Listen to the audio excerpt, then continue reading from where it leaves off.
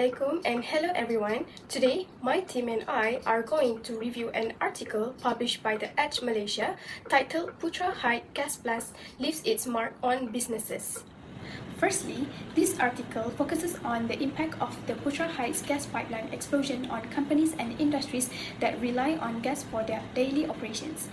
Gas is very important in manufacturing and industrial sectors because it powers machines and keeps production running. Without a steady supply, production slows down, deliveries get delayed, and companies may fail to meet their targets. After the incidents, many businesses had to temporarily stop operating or reduce their production capacity. Companies that depend on continuous production were the most affected. Even delays in manufacturing disrupted delivery schedule and affected supply chains, showing how one problem in production can ripple across multiple businesses. Next, the article also explains that businesses had to respond quickly to the situation. Companies reviewed their backup plans, adjusted production schedules, and reorganized operations to reduce losses. Some postponed certain activities until the situation improved, while others made immediate changes to keep operations running. Industry representatives also expressed concern that prolonged disruptions could affect export, jobs, and long-term companies' performance. In addition, the incidents affected not only individual companies but also suppliers, logistics product providers, and other related sectors. This highlights how connected different industries are and how a disruption in one part of the system can have broader economic effects. Overall, the article emphasizes the importance of risk management, business continuity planning, and quick decision making. It shows that companies must be prepared, act quickly, and work together with stakeholders to minimize losses and maintain operations during unexpected disruption.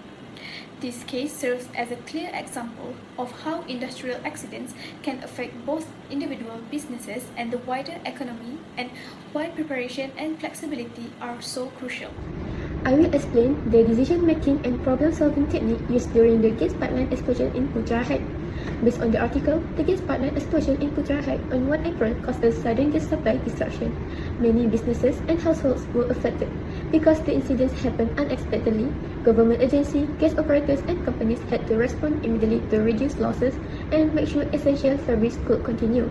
This situation shows how organizations make decisions during a crisis. After the explosion, Petronas Gas Berhad, together with the Energy Commission and the Selangor State authorities, needed to act quickly even though they did not have complete information. At the early stage, the level of damage and repair time was still unknown. This situation reflects bound rationality, where decisions are made under pressure and uncertainty. Petronas Gas temporarily stopped operation and reduced gas pressure to prevent further danger, although this affected industry safety was a top priority. From a regulatory point of view, the Energy Commission used a rational decision-making by having limited gas supply to important sectors such as electricity, healthcare, food production, and pharmaceuticals.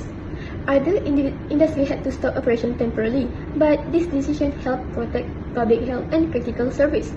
At the company level, business had to solve operational problems quickly. For example, Carlsberg Brewery Malaysia Berhad used cost-benefit analysis when deciding to switch from natural gas to diesel. Even though diesel was more expensive, the company believed that continuing production would reduce bigger losses from stopping operations. Some companies also applied contingency planning.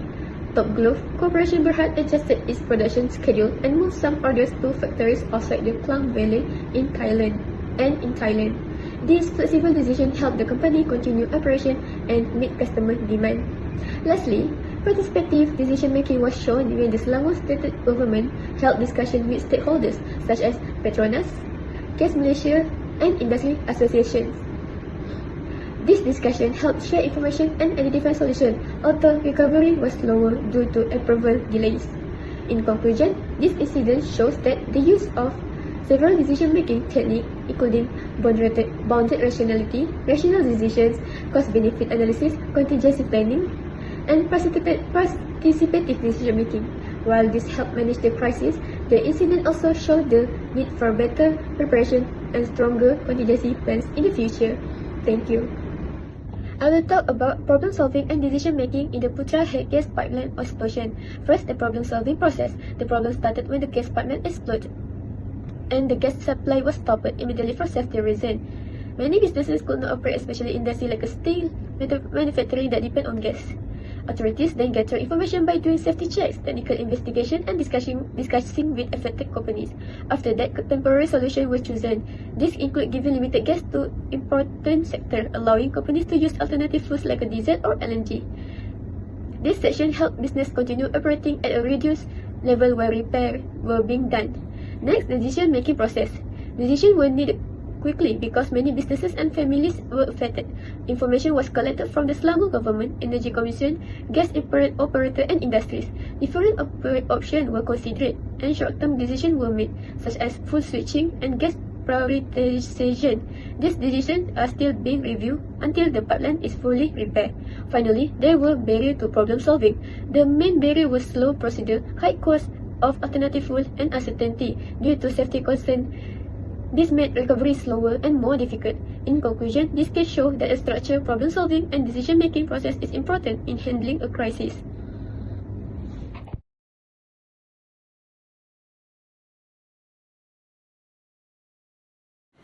Next, I will talk about the strength of the article.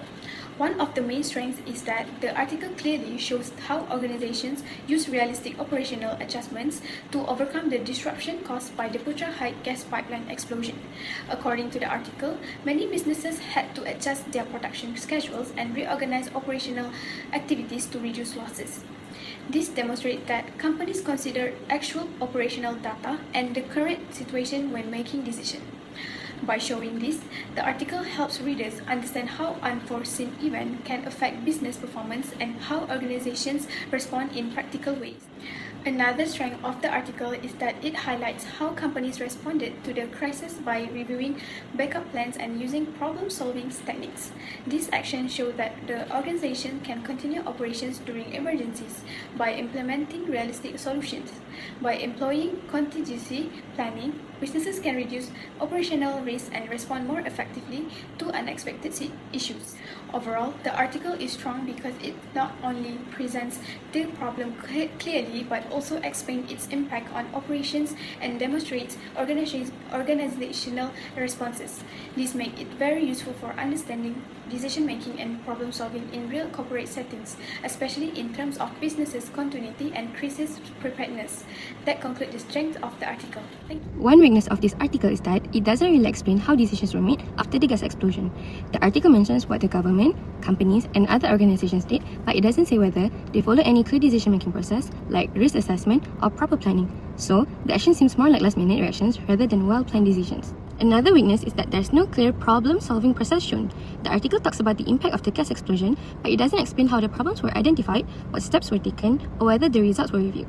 It also doesn't show that officials fully analyzed the situation before acting. Because of this, the response feels a bit messy and unorganized instead of systematic. To add on, the article doesn't really focus on the real cause of the problem. Even though investigations are mentioned, things like equipment failure, poor maintenance, or human error aren't discussed much. The article focuses more on what happened immediately after and how things recovered. This makes the solution seem like short-term fixes, not long-term solutions, which weakens the overall decision-making. Lastly, one limitation of the article is the lack of evaluation of outcomes.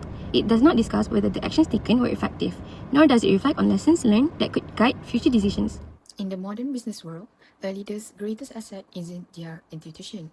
It's the frameworks they use to process information. Today, we're going to look at 5 powerful strategies used by global giants to move from chaos to clarity. These aren't just theories, they are the practical tools that turn obstacles into competitive advantages.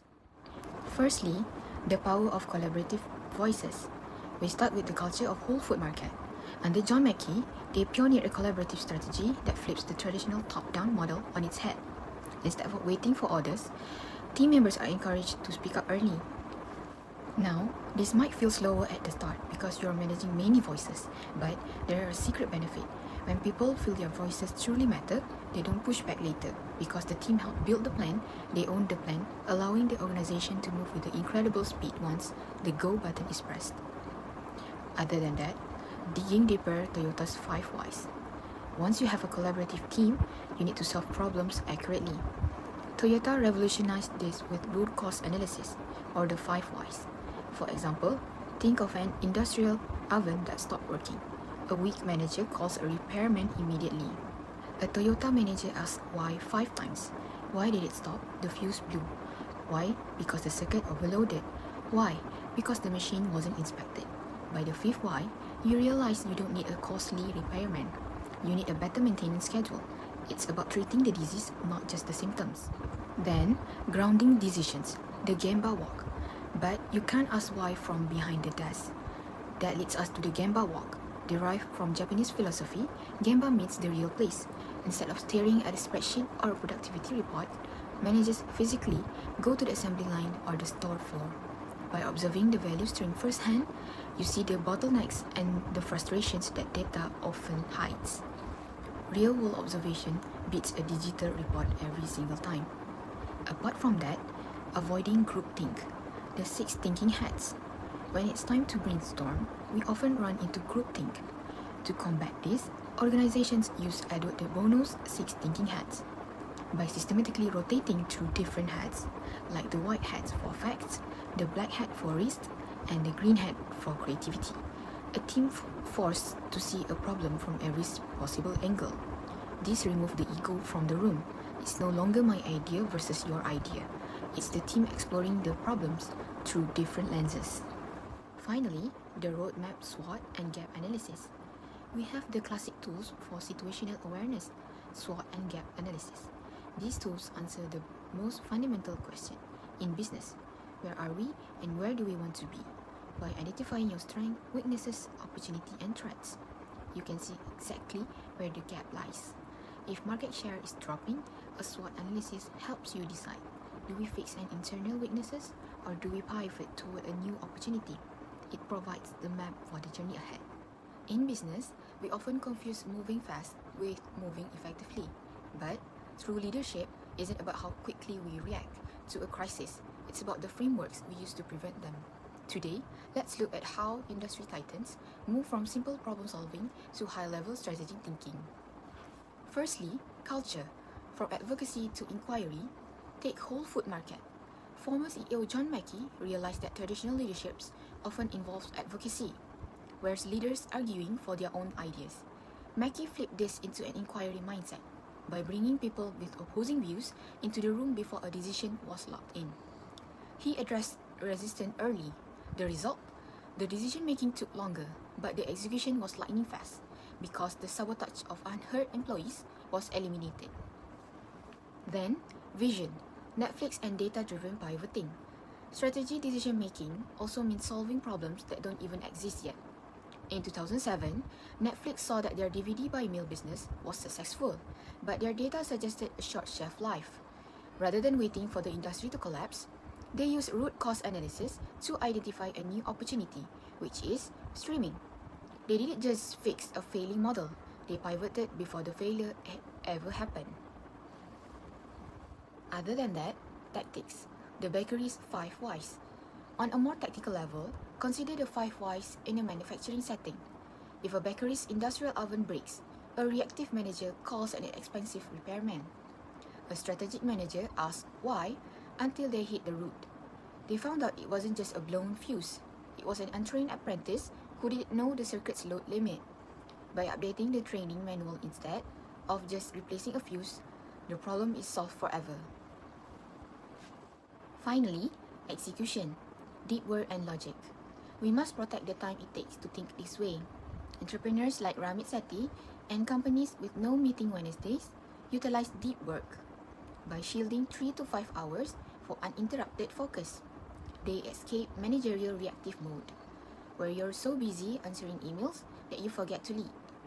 When the time comes to choose a path, like an industrial cleaning firm deciding whether to build a new products or a distribution network, they remove emotional bias using a weighted decision matrix.